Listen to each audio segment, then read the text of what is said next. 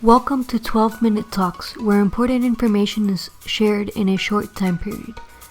Learn from other business owners, entrepreneurs, and experts about what they do to help you find solutions to everyday topics in 12 minutes or less. Hello, everyone, and welcome to another episode of the 12-Minute Talks podcast. I'm really excited to have with us today Gaylan Roberts Hendricks. She's the CEO of SSBI. And she's also a motivational speaker, business coach, trainer, and is known as the Queen of the Bundle. Gaylan is also the host of the Accomplished podcast. Gaylan, thank you so much for being on today. Thank you. I am so excited about being with you.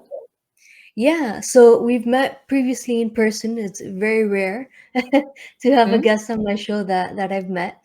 And before we get into everything that you do and how you help your community, why don't you tell the audience a little bit about how you got started in your industry? Well, that's going to be a long story because it's a 37-year career. I know you're probably not even 37 years old. You don't have to tell me, but I can just tell. Got started in 1985. Actually had come back from a failed relationship. We don't know that it failed. I just left. And then, as life would have it, needed a job when I got back home. And that's one of the reasons I left the city I was in. They didn't have any work there. So I moved back to Lubbock, and my dad had been like, "You've got to get in the insurance business." And I was like, "No, I don't want to be in the insurance business," because my dad was a debit agent and he worked really hard. It was the kind of agent that would collect premium and then sell. And I walked into this company thinking I was getting into pharmaceutical sales, and I was super stoked. It ended up being a very large insurance agency, what we would call today probably an MGA or an IMO, not totally a field marketing organization because we weren't national at the time. We were very regional. But I got into it, started working in the commission accounting department. And I started seeing these agents, and like a lot of operations people were like, well, gosh, if he can do that and make that kind of money, I can too. Because we didn't have any women working with us at the time in sales. And we had a call center that was ran by this lady that was phenomenal. Her name was Renee.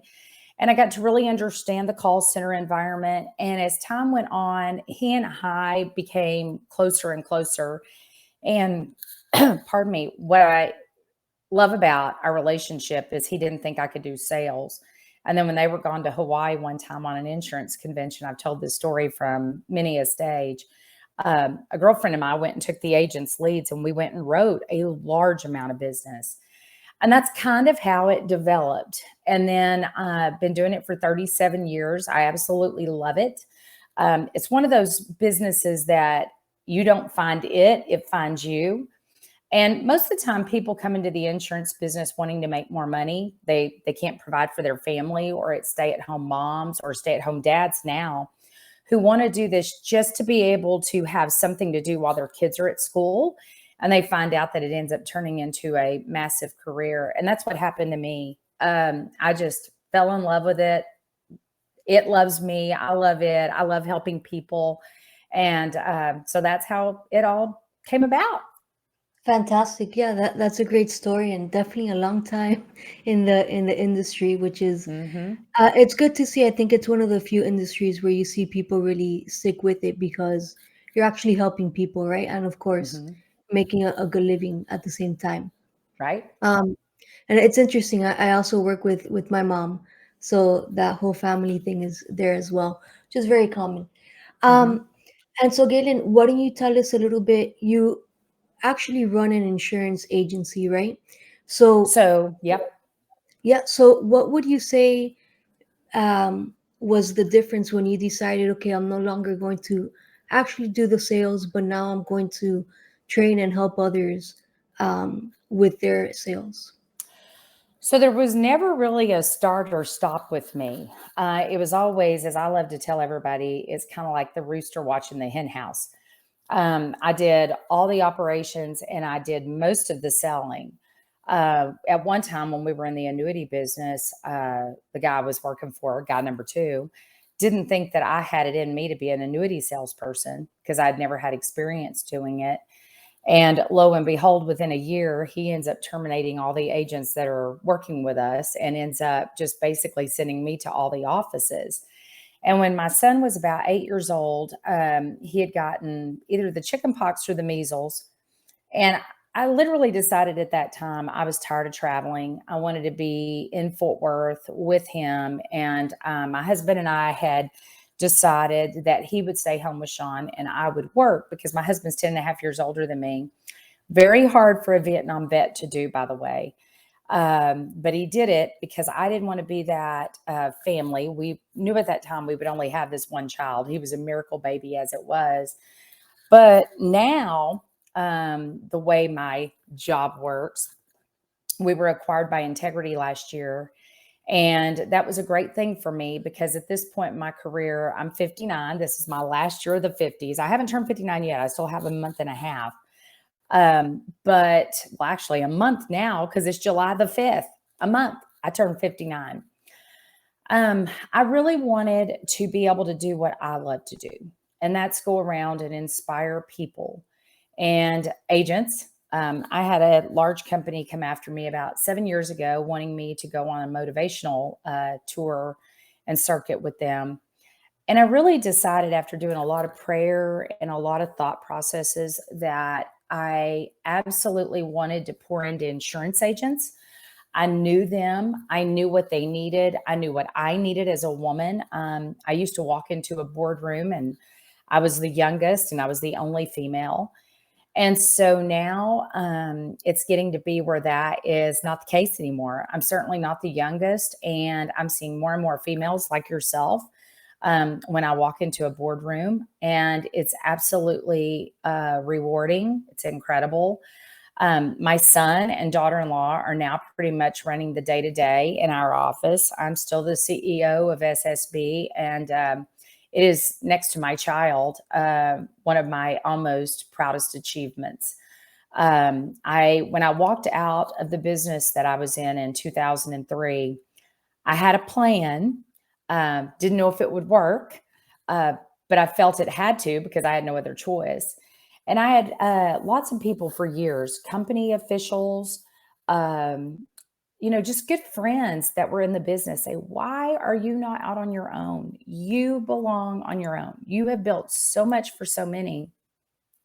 Go out on your own. And the truth of the matter was, I was terrified, absolutely terrified. And when I tell people that, they're surprised because they think that I am just this ball of confidence, ball of self esteem. Um, it's easier for me to talk to 5,000 people than one. It's easier for me to share all the stuff on Facebook than it is with one person.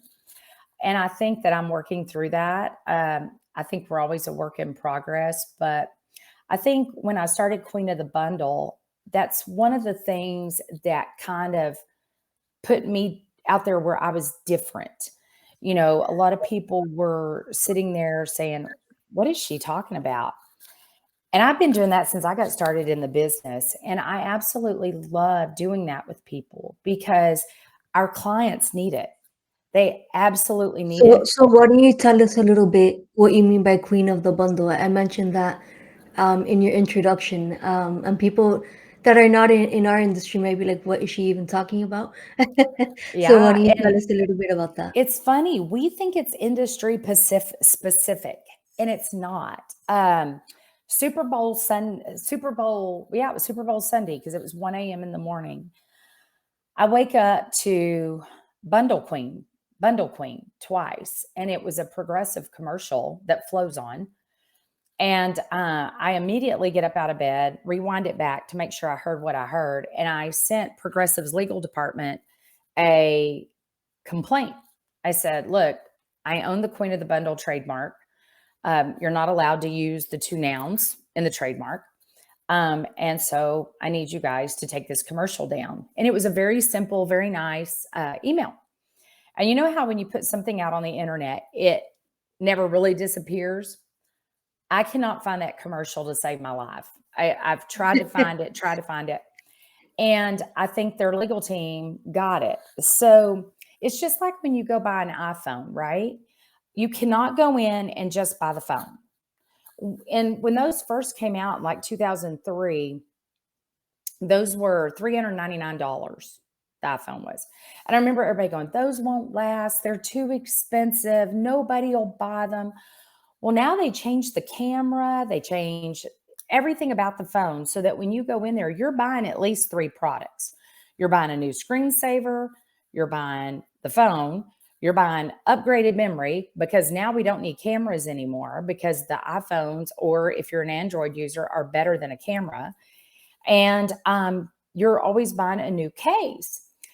And so the more I started looking at Netflix, and the more I started looking at Amazon, and the more I started looking at all these different things, plus I have a really good friend down there in Florida. I was training his call center, and he said, Mama, you're the queen of everything. And I said, I don't think I'm the queen of everything. And we kind of just tossed it back and forth. And then I came back and I trademarked Queen of the Bundle. And what it basically means is building packages of protection for our clients. So what I love to do is show agents how when you enroll a client, almost anybody can enroll somebody. It's a feeder plan. It's either going to be an ACA plan, which, it's pretty simple. You do have to know some stuff, even though our government doesn't think you do. You do. We've seen a lot of agents get in trouble by not knowing how to enroll a client in an ACA plan properly. We've seen a lot of agents start telling farmers and ranchers, up your income a little bit so you actually qualify for a subsidy, which is fraud, actually. The government doesn't want you to state what you make above or below what you make. They just want to know what you make, It's right? it's a very simple question.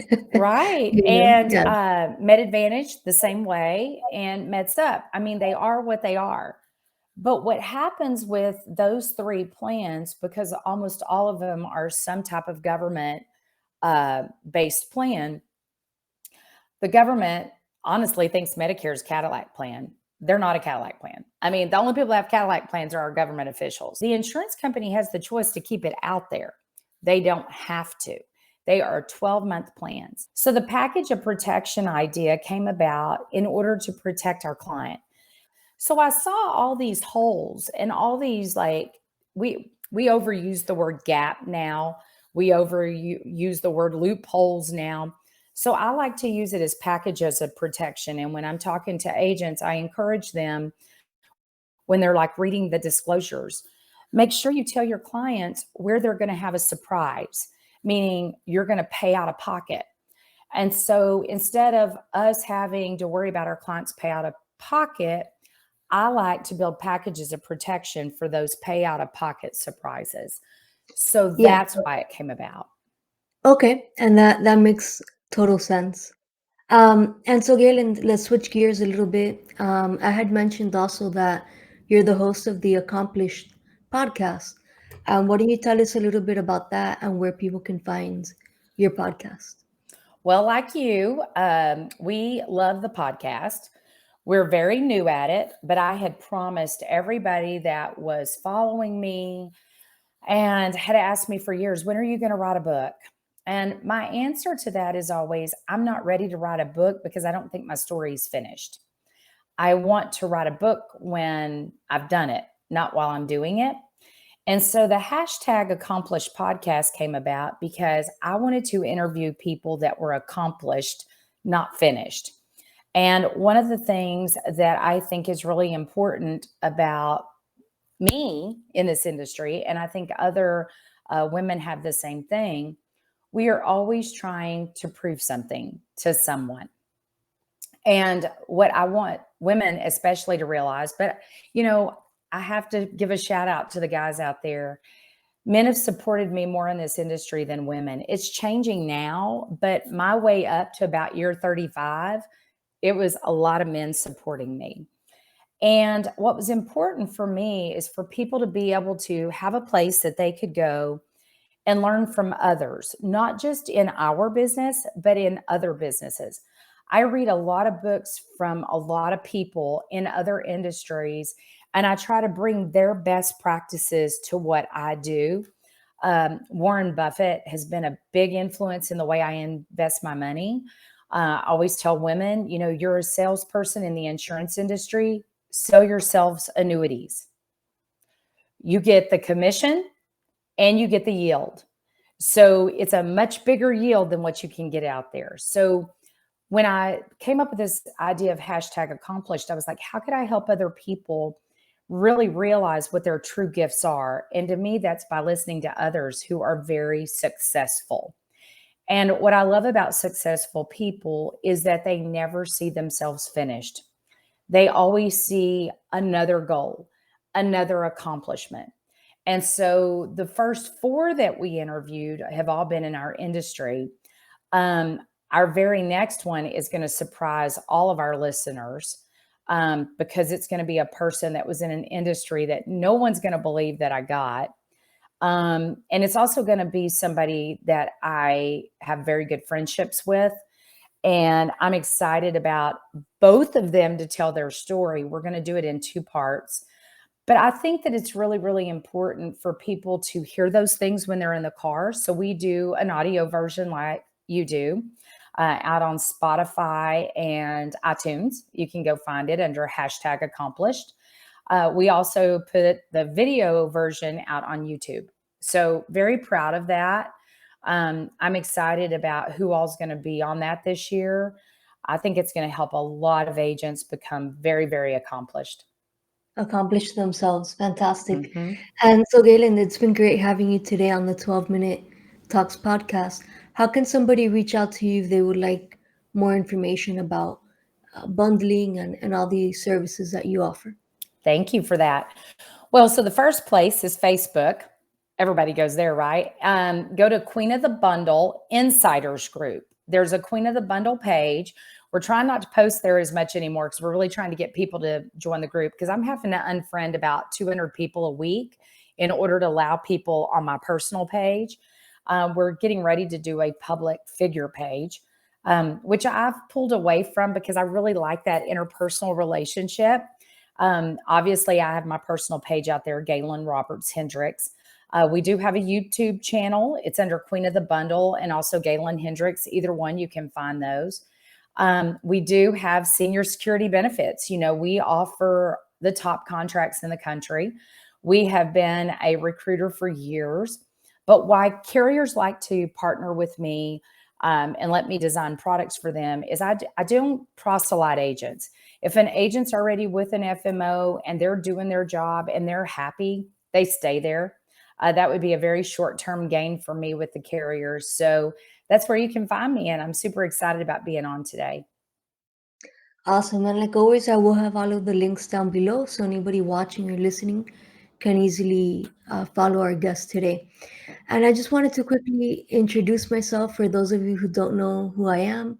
My name's Lorena Tomasini, and I'm the owner of Mom Life and Health Insurance Agency. We're together with my mom. We help families and businesses with their financial protection needs. And Gaylan, I do have one last question for you. What would you say is your definition of success, since you had talked a little bit about your podcast there? Pure joy. I think when you can be kind to others and be genuine in your thought processes and are generous, obviously, I think a giving heart is a thankful heart. And so I think that's what's made me successful. I just try to be kind to others. I try to take care of people. I believe in the golden rule. Have I ever had somebody that didn't like me? Absolutely. The world is full of jealousy. However, what I have discovered is those people that kind of come at you, if you'll just pick up the phone, give them a shout, introduce yourself, and say who you are, and be true to your spirit and true to yourself, there's no stopping you. Awesome. Well, thank you so much for being on today, Gaylan. You're very welcome. Thank you for having me. Thank you for listening to this podcast, and hope you will listen to the next one. I'm Lorena Tomasini, and you can contact me via email, life@malmins.com. Make it a great day.